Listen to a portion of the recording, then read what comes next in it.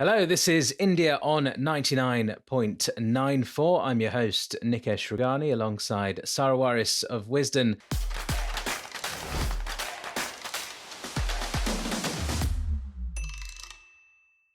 As always, we are with you once again after another India match at the T20 World Cup. Another victory for India, this time over the Netherlands, to be expected, really. So we'll be discussing that.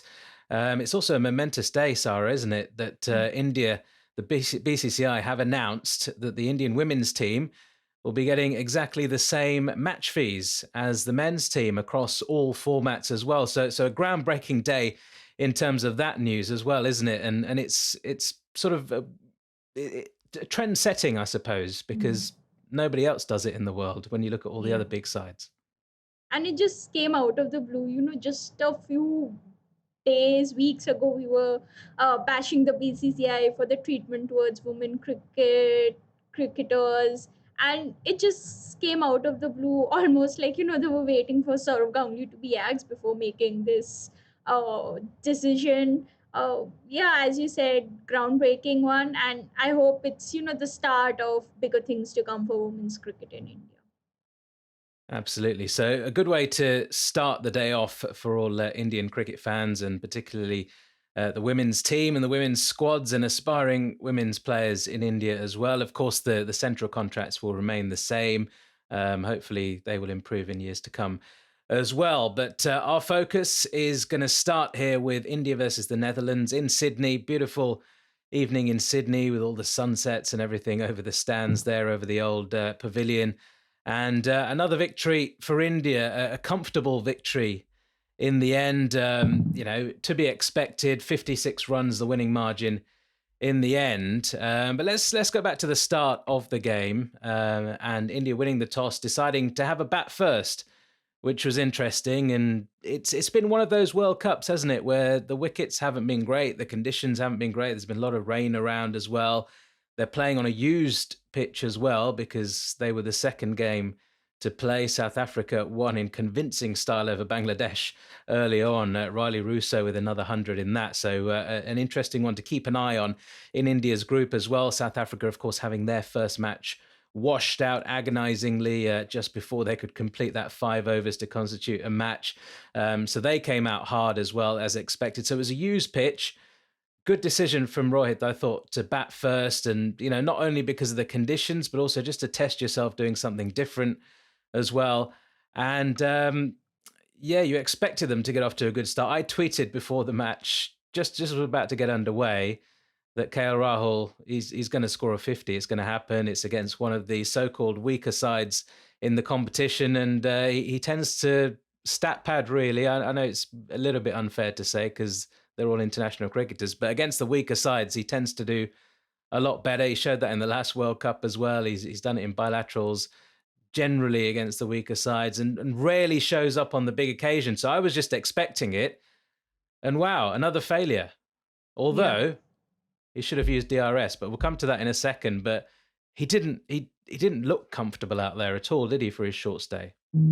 Yeah, and you spoke about, it being unfair to call him the stat padder. Well, actually, stats do back what you've said. So, against the top six teams, he has an average of 33 in T20Is with a strike rate of 134, which we know is not the greatest.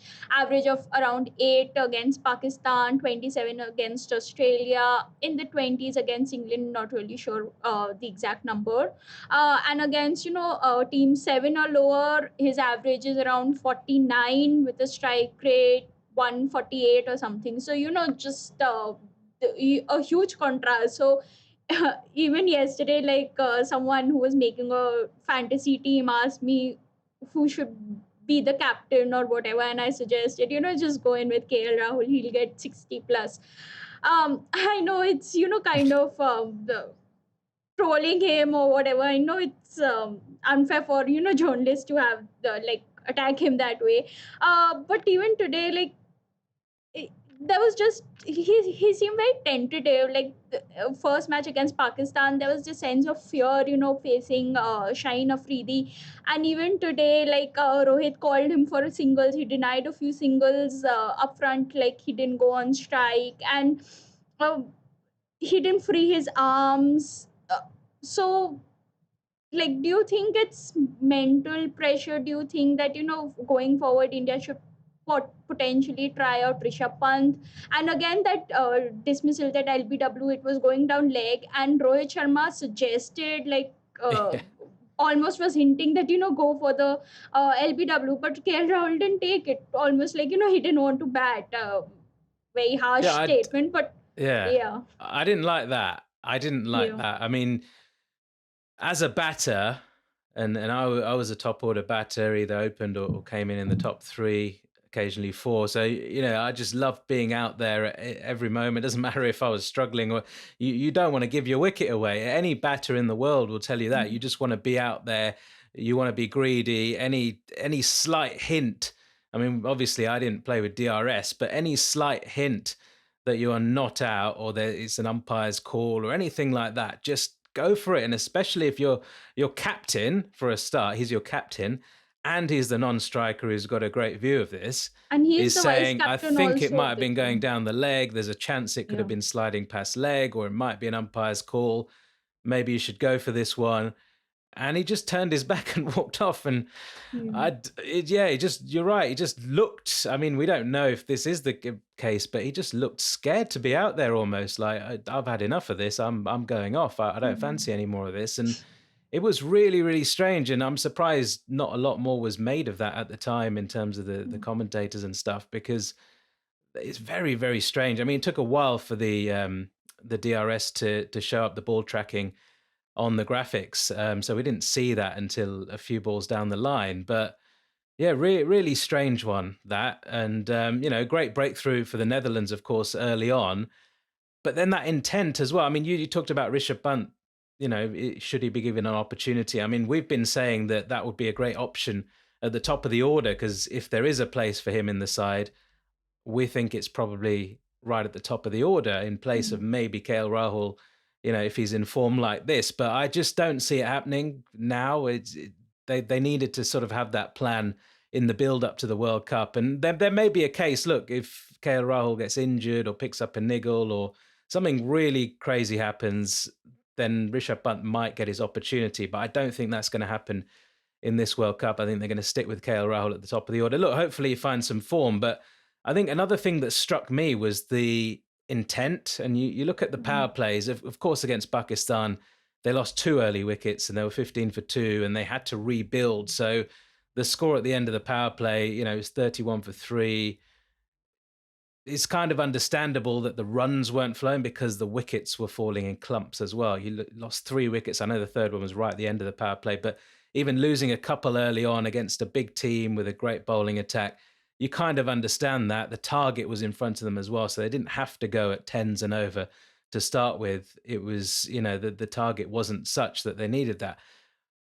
But today, they lost KL Rahul, but again, Virat comes in, and we know that Virat is a generally a slowish starter, run a ball in T20Is, and then he picks up the pace as he did once again today. But then Rohit at the other end looked a little bit scratchy early on, didn't Hmm. he?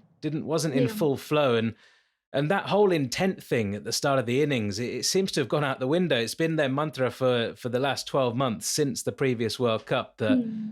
Rohit's in charge. He said, we want to go hard. Even if we lose wickets, we're going to keep going hard all the way to the end. It's just not looked like that at all this World Cup, has it? Yeah, the word intent, first I think came onto the scene when Dhoni used to play like fag end of his T20 career, when he wasn't the big hitter that we knew he was, and every time he would bat and the word intent would come out, and Dhoni had a lot to say about that also.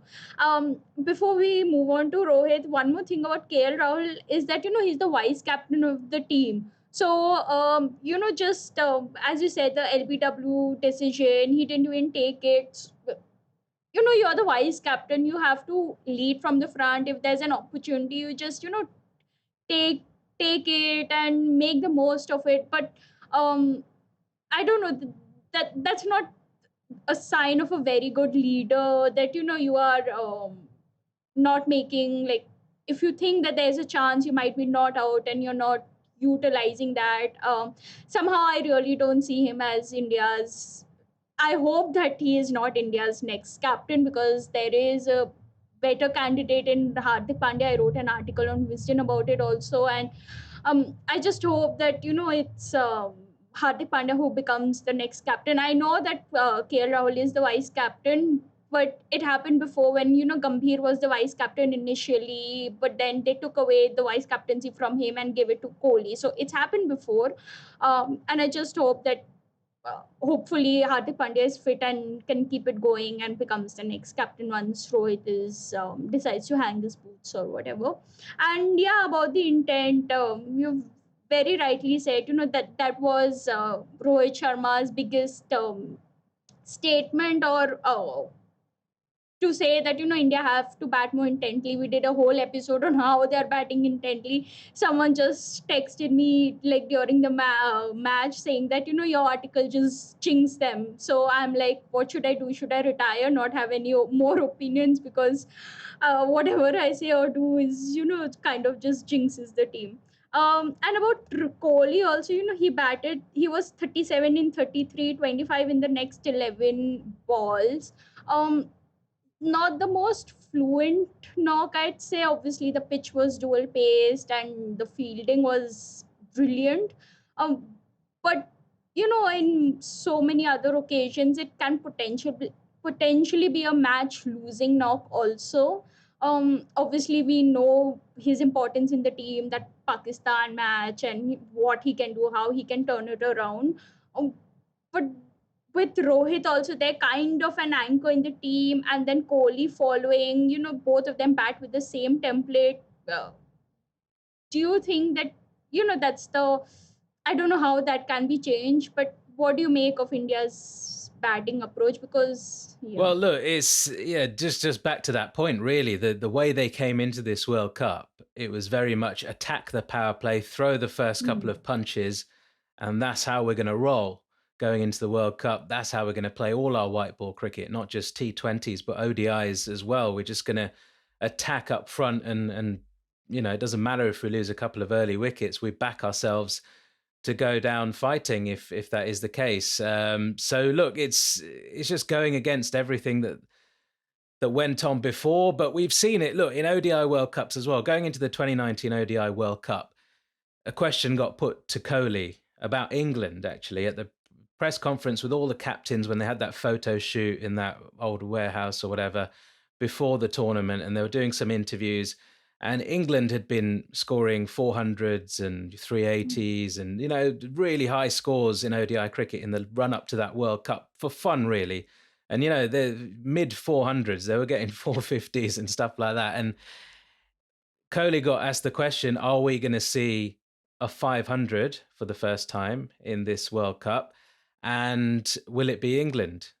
And he just laughed it off and said, I think we'll see more 250 scores than we will 350 even, and 500 is probably out of the question. It might happen at some stage, but this is a World Cup, and 250 is probably going to be a good score in a lot of the matches. And that's exactly how it turned out. And not just because of the conditions, but it's the pressure, isn't it? The magnitude of playing in a World Cup. So even the fact that teams now, obviously we saw South Africa, score 200, but not many sides I feel are going to do that in this World Cup. And 170 will be a good score, 180 will be a great score. And maybe the batting from all of the sides isn't quite going to be the same as it is in bilateral series because the pressure's off. You've got nothing really. I mean, it's bilateral T20 series, just preparation really for the next World Cup, aren't they? There's experiments going on, batters who, unless you're a young player coming to the side looking to cement your place, then there is no pressure, or you're a man in really bad form and you think you're on the verge of getting dropped, which maybe KL Rahul thought he may have been, and played really well towards the back end of the preparation for this World Cup as well. So I just think that that's playing on their minds, just the occasion, the fact it's a World Cup. And look, we might not quite see that same intent from India in the power play as we saw in the build up to this tournament, but they did flick up the gears as well. Rohit Sharma made that half century, looked good in some of the shots that he played. He turned up the gears, and then the King and the Sky put on a show for us once again, and we'll discuss that after this short break. You're listening to Cricket's Conversation on 99.94. Whatever your team, we have the show for you on podcast, YouTube, or on the 99.94 app. We have India, England, South Africa, West Indies, and now Sri Lanka covered. If you want to find us, the best way is to follow us on social media at 9994DM by downloading the 9994 app or Google 99.94 on podcast. We speak cricket. So once Suryakumar Yadav comes to the crease, I mean, it almost seems as though Kohli, first and foremost, admires just watching this guy, this genius, this new, best T20I batter in the world, as he has been for the last 12 months or so, in action, in full flow. He just comes out, he middles the ball straight away. He just hits some unbelievable shots as soon as he comes in, doesn't ever really take any time to get settled at the crease. He just gets into his flow straight away. And it almost seems to flick a switch in Kohli's mind as well. And he almost doesn't think he has to compete with Suryakumar. He sort of lets Sky be the aggressor at the other end. But then he also ups his tempo as well, like he did. I mean, he was 30, he got his 50 off 37 balls, but he was 32 from 30 balls at one stage. So just that flick in gears as well. And okay, he might have slowed down a little bit towards the end, but there was some good bowling from the Netherlands. They were mixing it up with their pace. The pitch was two-paced, as you mentioned as well. Didn't seem to affect Sky at the other end, though. It was just another exhibition, 51 from 25. Yes, Kohli got another half century, and we applaud him for playing the role that he did on, not the easiest pitch to bat on, but a word on Sky, just magnificent. Yeah. And especially on a deck, like not the easiest pitch, and to strike at 200, just he's from another planet. I'm not sure what. And the highest strike rate was 140 in the innings. Kohli had a strike rate of 140, and Surya Kumar had a strike rate of 204, which just shows that he's a man from some other planet. Also, just before, like, yeah, we are talking about Sky, but there was this 1 6 of Kohli also that stood out. I think it was against Fred Klaasen. 17th over, the slower ball dipping in. He got under it and he just hit it for a six. And in the last episode with Bharat, he said that sometimes Kohli is amazed at what Kohli can do. And, his reaction after that six was like just eyes wide open. And he's like, wow, like, just he couldn't believe that he could do such a thing. So obviously Surya Kumar was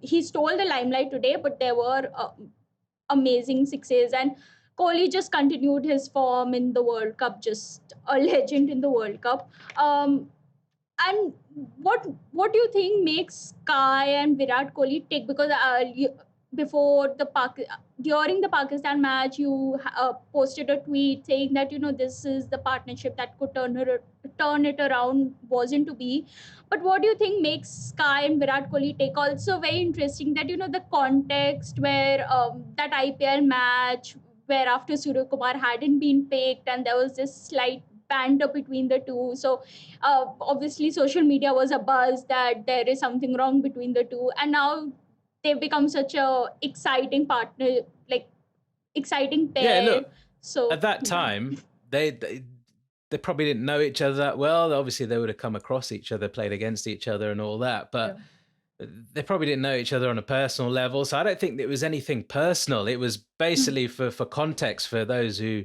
don't know what we're talking about. It was Mumbai Indians versus Royal Challengers Bangalore. Suryakumar Yadav comes in for Mumbai in a difficult situation. Run rate required is building, and he ends up taking them home in a very tight game, and some brilliant exhibition, of shots in that innings as well. And the reaction towards the end of the game, I think the one you're talking about, where he just says, "Don't worry, I'm here. Yeah, Calm yeah, down. yeah. I'm here.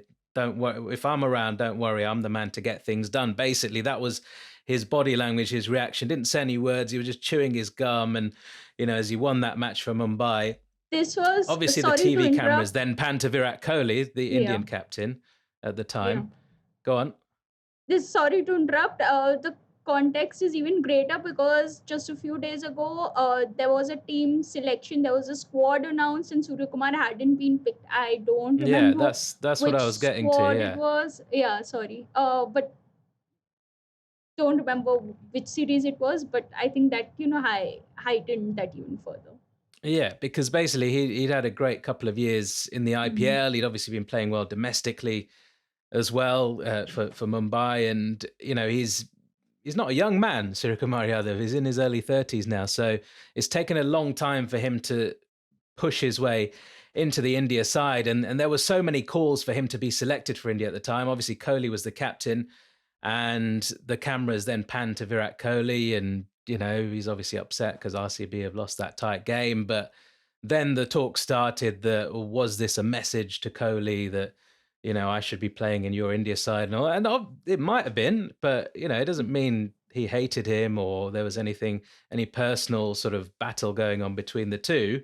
I would be pissed off if I was playing as well as that and I didn't get picked. So it's just a natural reaction, isn't it? And I just love when they come together now. Obviously, they get on really well.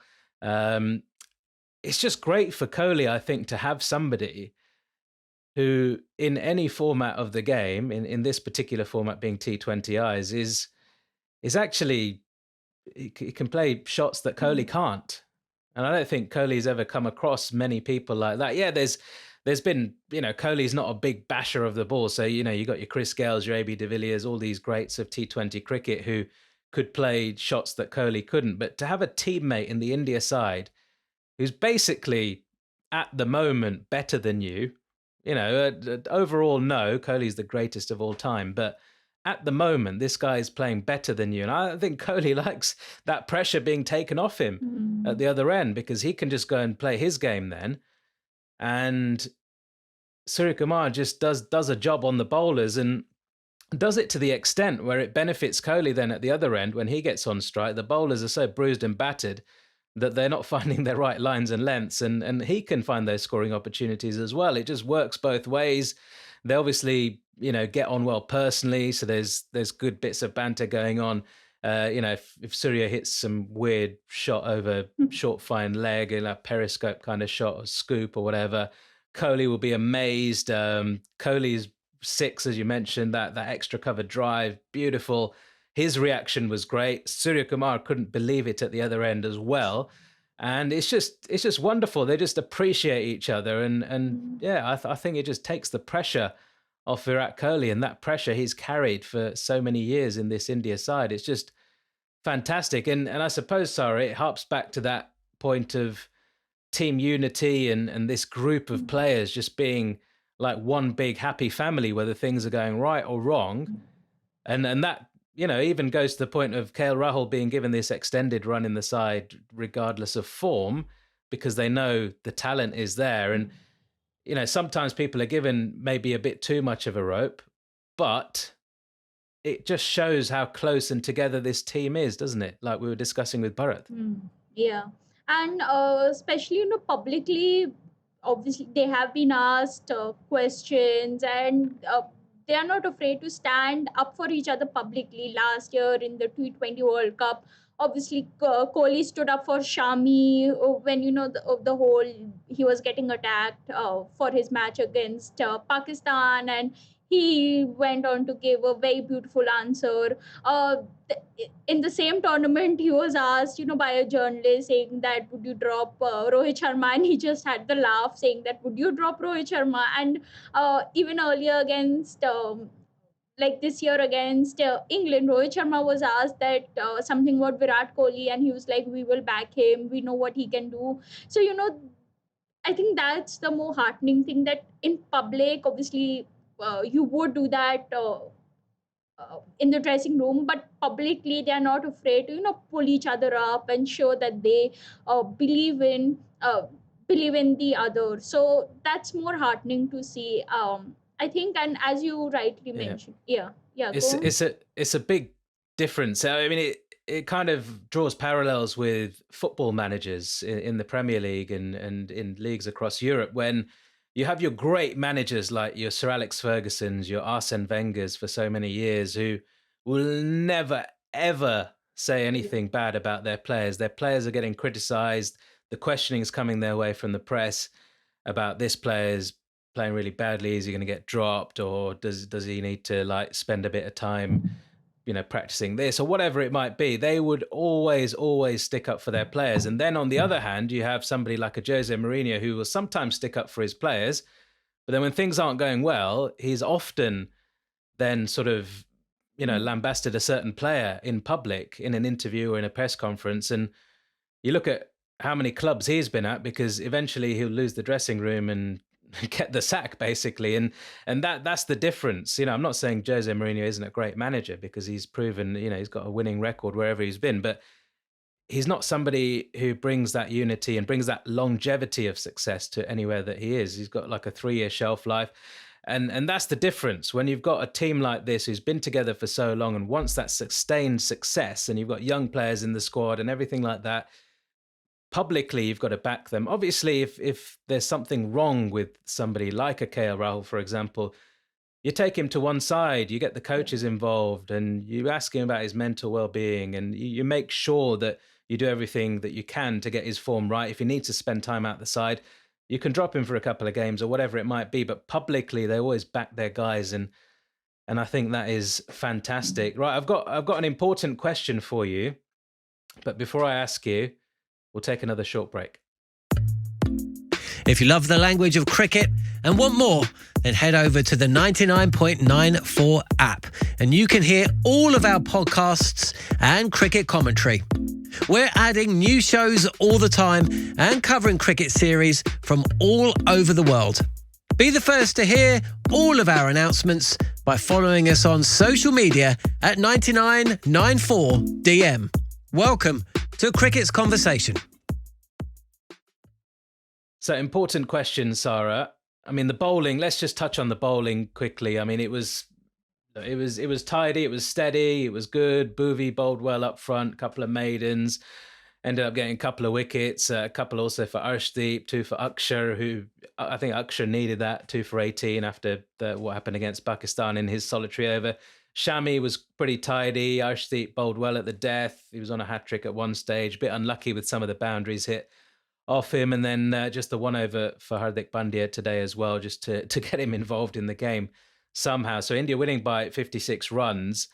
Given all that, given the 2 matches we've seen so far, first and foremost, great to have 4 points on the board for India early on. One of those matches, probably the toughest one they'll face in the group in terms of the hype, the pressure, the magnitude of the occasion against Pakistan. So they've passed both tests, one with flying colours, one by the barest of margins, as a certain commentator once said. Can India win the World Cup? I'm titled. No, I'm not saying this. I'm not. Can saying this. they? No. Not will they? Can they? They have their. I think. Don't No, be a I'm not saying politician. this. Don't be like a UK politician anyway. Yes, they sitting on the can. fence. Yes, they can. Will they? I'm tight-lipped on that. Before this, before in one of our previews, I did speak about how the bowling will stand up, because this is what happened in Australia 2015 also. They have like lived up to what I expected them. Obviously, tougher matches will come. The death bowling will, like, that will be a bigger test. But what we've seen till now, it's been impressive, and yeah, they can win the World Cup. Will they? That's a lot has to go their way. The weather has to hold up, and a lot of things have to go their way. We saw England just getting beaten when they could have won the match if it was a full game. The weather came in and they lost 2 points. So yeah, it's a very fickle format. Anything can happen. Yeah, that's it. I'm not going ahead and Yeah. Well, jinxing look, them they've anymore. they've they're off to the best start possible. So Yeah. that's we'll give them that 100% so far. Next up, though, on Sunday, South Africa, different prospect. South Africa racking up the runs today, 205 against Bangladesh, and then skittling Bangladesh out for just 101. Okay, that can happen with Bangladesh and any team chasing a 200 plus score. You can go hard, you can lose wickets, you can end up getting skittled. It can be quite embarrassing. I wouldn't say Bangladesh have been at their best in the last 12 months or so. They've almost had a bit of a decline, haven't they, from sort of that rise that they had and beating some of the better teams in bilateral series, particularly at home. And then all of a sudden they're not quite back to square one, but they're not considered a major threat in this World Cup. But what a performance from South Africa. I mean, they look pretty dangerous. Riley Russo with another 100, 109. Quinton de Kock in the runs as well, 63. I mean, they've got Killer Miller in the side. They've got Rabada. They've got Norkia. You know, there's lots of IPL experience in there, so they'll know the Indians well. Yeah, and also the fact that South Africa have had the better of India in the recent past. They won the Test series, they won the ODI series, the T20I series. In June was 2-all. India just about managed to win the series. Recently, that also, David Miller was in top form, Riley Russo was in top form. So almost like New Zealand, you don't really expect them to be contenders, and yet they have something in there. Especially recently in the last T20 World Cup, we saw like they just missed out because of the net run rate. So India would know well then to just take them lightly, because they have had the better of them in this year at least. So Yeah, well, I'll tell you what they have got that New Zealand, the reason New Zealand haven't been contenders generally, or we don't think of them as contenders going into the World Cup, is because maybe they haven't always had loads of star names in their side. They've always had one or two, but I mean, you look down this South Africa side, they're full of stars. I mean, there's no AB de Villiers, of course. There's nobody quite on that level, but you well led by Temba Bavuma, who's a good young captain, I think. Quinton de Kock, Riley Russo, Tristan Stubbs, who's, a fantastic prospect. We saw a little bit of that in India, and obviously, now he's in the side, and they expect big things of somebody like a Tristan Stubbs. Aiden Markram, who across formats has been a star for them. Killer Miller.